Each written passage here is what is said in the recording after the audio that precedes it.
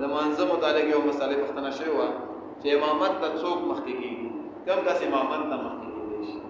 نو د امامت ته مخکې کېدو لپاره یو څه شرایط، ټول نه پلانې آسان شرط دا دی چې مسلمان وي. کافر قاسم جامع ته نشي مخکې کېدی چې جامع ته مخکې شي. دویم چې سړی وي، ښځه جامع ته نشي مخکې کېدی چې ښځه روانه شي جامع ته مخکې شي. دریم دا چې بالغ وي، ماشوم جامع ته نه مخکې کېږي. څلورم دا چې عاقل وي، چې عقل پکې وي، لیوانی جامع ته نه مخکې کېږي چې بس لیوانی راشي جامع ته مخکې شي.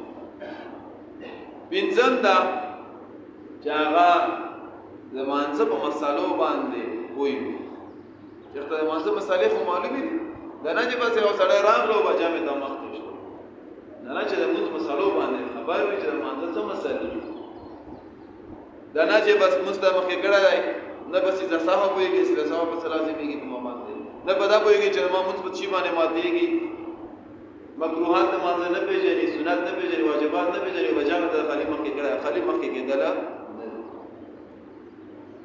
بل پسې دا چې قرات باندې قادر وي، چې قرات صحیح کولی شي. بعضې خلک دي چې به یې نښلي قرات صحیح نه شي کولی، نو یخ قسم جامع ته